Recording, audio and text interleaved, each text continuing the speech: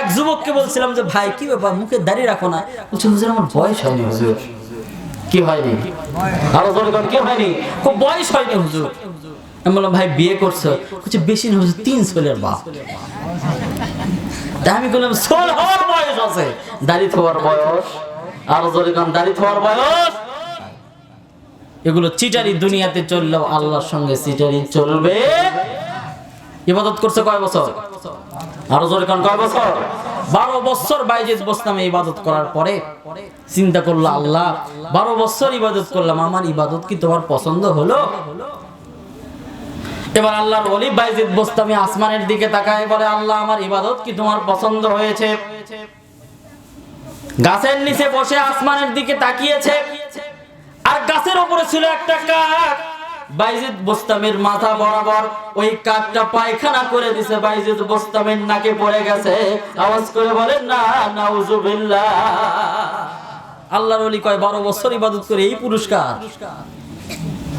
আল্লাহ এই পুরস্কার দিলে 12 বছর ঝড় বৃষ্টি কোনো কিছুই মনে না করে দুনিয়ার সবকিছু ত্যাগ করে আল্লাহ তোমার ইবাদত করলাম, আর তার ইবাদত হলে কাকের পায়খানা।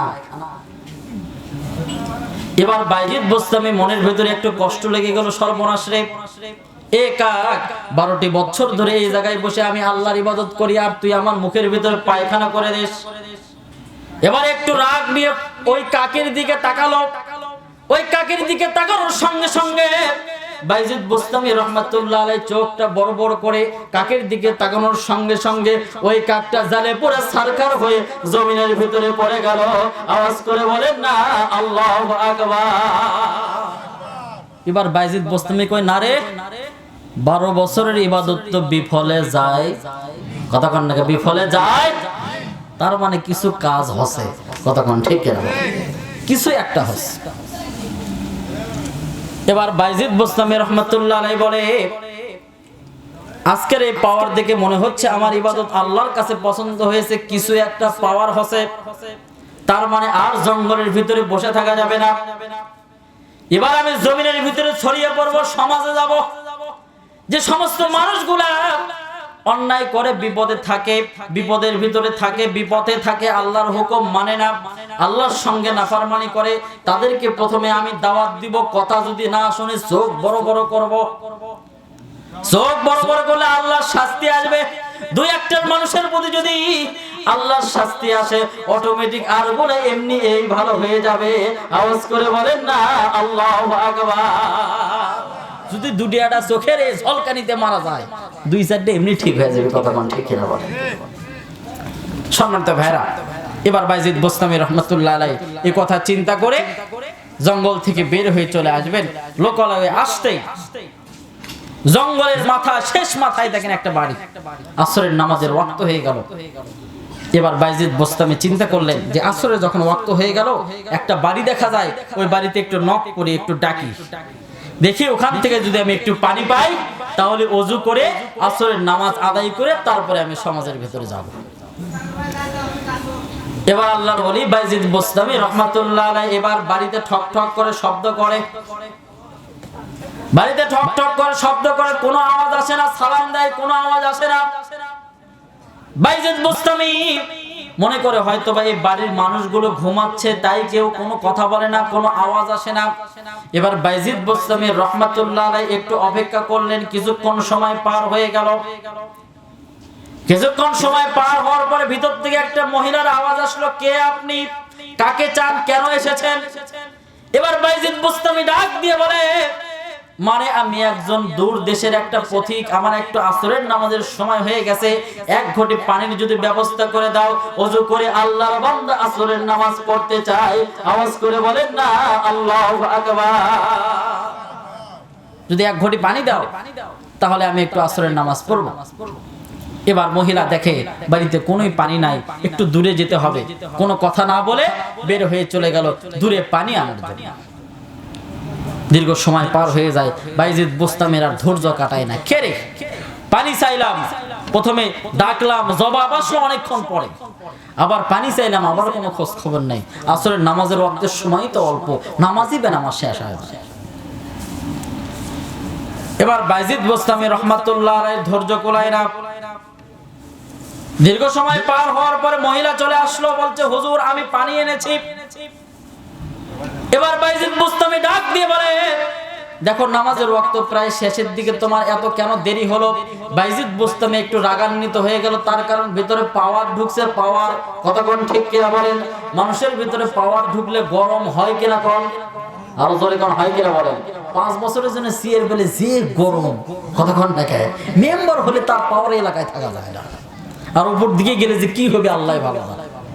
তো বাইজিদ বুস্তামি রাহমাতুল্লাহ আলাইহি যেহেতু চোখের একটা পাওয়ার আছে, কতক্ষণ ঠিক কিনা বলেন, তো ভেতরে অটোমেটিক একটা গরম হয়ে গেছে। এবার বাইজিদ বুস্তামি রাহমাতুল্লাহ আলাইহি রেগে গেলেন, মহিলা কেন এত দেরি করলাম, আমার নামাজের সময় তো বিলম্ব হয়ে গেল। এবার ভিতর থেকে মহিলা জবাব দেয়, বাইজিদ তুমি কি আমাকে ওই জঙ্গলের ভিতরের কাক পেয়েছো নাকি, যে কথা না শোনার কারণে তার দিকে তাকাইয়ে তুমি তাকে শাস্তি দিলা, জোরে পড়ে সরকার করে দিলা? আমি কিন্তু বনের কাক নয়, আমি একজন আল্লাহর বান্দি। আওয়াজ করে বলেন না আল্লাহু আকবার। বাইজিদ বুস্তামি চিন্তা করে, সর্বনাশ রে, কয় কি রে, জঙ্গলের ভিতরে 12 বছর আল্লাহর ইবাদত করে যে পাওয়ার হলো, আর এই মহিলা সে খবর জানলো কেমনে? তার মানে পাওয়ার আমার চাইতে আর বেশি না কম? আরো জোরে কর। বাইজিদ বুস্তামির মাথা চক্কর দিল, কয় কি, সামান্য একটা মহিলার পাওয়ার আমার চাইতে বেশি? বাইজিদ বুস্তামি চিন্তা করে, ছোট্টবেলা থেকে এত কষ্ট করে পড়াশোনা করলাম, আর একটা মহিলার কাছে আজকে আমি হেরে যাব? সম্মানিত ভাইয়েরা আমার, বাইজিদ বুস্তামির বয়স যখন 7 বছর, সেই সময় তার বাবা মারা যায়। তার মা নিয়ত করে, আমার সন্তানটাকে আমি অমানুষ করব না, আমি যদি গ্রামের ভিতরে রাখি, গ্রামের ছেলে মেয়েদেরকে সঙ্গে যদি তাকে ঘোরাফেরা করতে দেখি, তাহলে আমার সন্তানটা নষ্ট হয়ে যাবে। মাদ্রাসায় দিব, হুজুরের সংস্পর্শে রাখবো, জগতে বিখ্যাত একজন আলেম বানাবো আমার বাইজিদকে।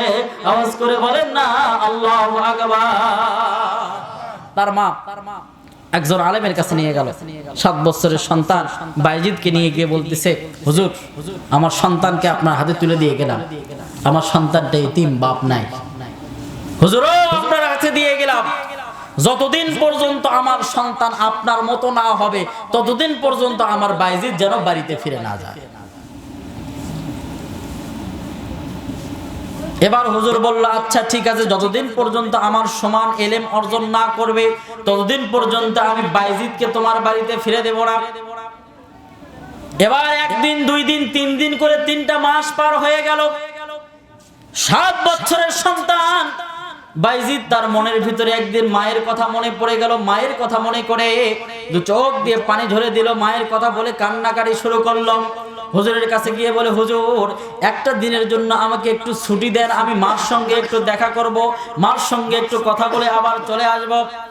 এবার হুজুর বলে, বাবারে আমি তো ছুটি দিতে চাইলেও আমি দিতে পারবো না, তার কারণ হলো বাইজিদ রে, তোর মার সঙ্গে আমি ওয়াদা করেছি, যতদিন পর্যন্ত আমার মতো এলেম শিক্ষা অর্জন তোর না হবে, ততদিন পর্যন্ত তোরে আমি ছুটি দিতে পারবো না। আওয়াজ করে বলেন না আল্লাহু আকবার। এখনকার বাপ মা সহ্য করবি এটা? আমার তো মাদ্রাসা আছে, সকালে দিলে দুপুরে 3-4 বার যায় দেখা করার জন্য, এই তো অবস্থা।